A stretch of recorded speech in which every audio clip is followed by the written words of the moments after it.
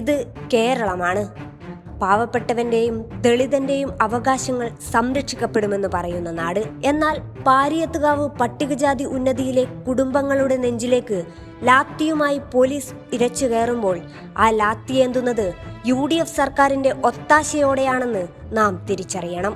സമാധാനപരമായി ജീവിച്ചു പോന്ന ഒരു ജനതയെ ഭരണകൂടം എങ്ങനെയൊക്കെ വേട്ടയാടുന്നു എന്നതിന്റെ നേർചിത്രമാണിത്. ചരിത്രത്തിലേക്ക് നോക്കുക. സുപ്രീം കോടതി വിധി വന്നതിനു ശേഷം 14 തവണ ഇവിടെ കുടിയൊഴിപ്പിക്കൽ ശ്രമങ്ങൾ നടന്നിട്ടുണ്ട്. അഭിഭാഷക കമ്മീഷനും റവന്യൂ ഉദ്യോഗസ്ഥരും എത്തുമ്പോഴെല്ലാം ജനങ്ങൾ പ്രതിഷേധിച്ചിട്ടുണ്ട്. എന്നാൽ അന്നൊന്നും സംഭവിക്കാത്ത തരത്തിലുള്ള ഒരു തേർവാഴ്ച ഇപ്പോൾ എങ്ങനെയുണ്ടായി? മറുപടി ലളിതമാണ്: സംസ്ഥാനത്തെ ഭരണമാറ്റം. മുൻപ് പിൻവാങ്ങിയിരുന്ന പോലീസ് ഇപ്പോൾ ഭ്രാന്തമായ ആവേശത്തോടെ പാവപ്പെട്ടവരുടെ മേൽ കുതിര കയറുകയാണ്. ഇത് വെറുമൊരു പോലീസ് നടപടിയല്ല, മറിച്ച് UDF സർക്കാരിന്റെ കൃത്യമായ രാഷ്ട്രീയ ഒത്താശയോടെ നടക്കുന്ന നീക്കമാണ്. ജനങ്ങളോട് സംവദിക്കേണ്ട സർക്കാർ പോലീസിനെ ഉപയോഗിച്ച് അടിച്ചമർത്താൻ നോക്കുന്നു. സ്വന്തം മണ്ണിൽ നിന്ന് പാവപ്പെട്ടവരെ പിഴുതെറിയാൻ ആവേശം കാണിക്കുന്ന ഈ സർക്കാരിന് ആരെയാണ് സംരക്ഷിക്കേണ്ടത്? ഭരണം മാറിയപ്പോൾ നയം മാറിയോ? പാവപ്പെട്ടവന്റെ കണ്ണുനീർ കണ്ടില്ലെന്ന് നടിക്കുന്ന UDF സർക്കാർ അധികാരം ഉപയോഗിച്ച് ദളിത് കുടുംബങ്ങളെ അനാഥരാക്കുകയാണ്.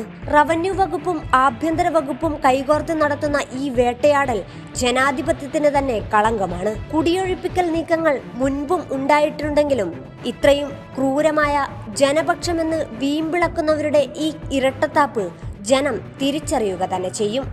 UDF സർക്കാർ അധികാരത്തിലേറി വെറും 3 ദിവസത്തിലാണ് പട്ടികജാതി കുടുംബങ്ങൾക്ക് എതിരെയുള്ള പോലീസിന്റെ ഈ നരനായാട്ട് എന്നോർക്കണം. പാരിയത്തുകാവിലെ ജനങ്ങൾ ചോദിക്കുന്ന ചോദ്യങ്ങൾ ഓരോ കേരളീയന്റെയും ചോദ്യങ്ങളാണ്. ഞങ്ങൾ എവിടെ പോകണം? ഞങ്ങളുടെ അവകാശങ്ങൾ ആര് സംരക്ഷിക്കും?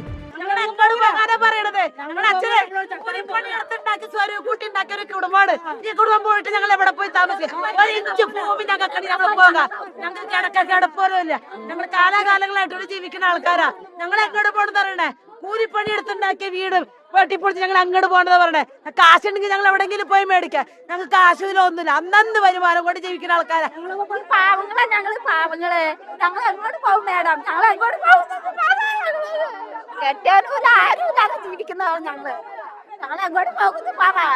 പോലീസിനെ വിട്ട് തല്ലിച്ചതച്ചും ഭീഷണിപ്പെടുത്തിയും പാവപ്പെട്ടവന്റെ ആത്മവീര്യം കെടുത്താമെന്ന് UDF സർക്കാർ കരുതേണ്ട.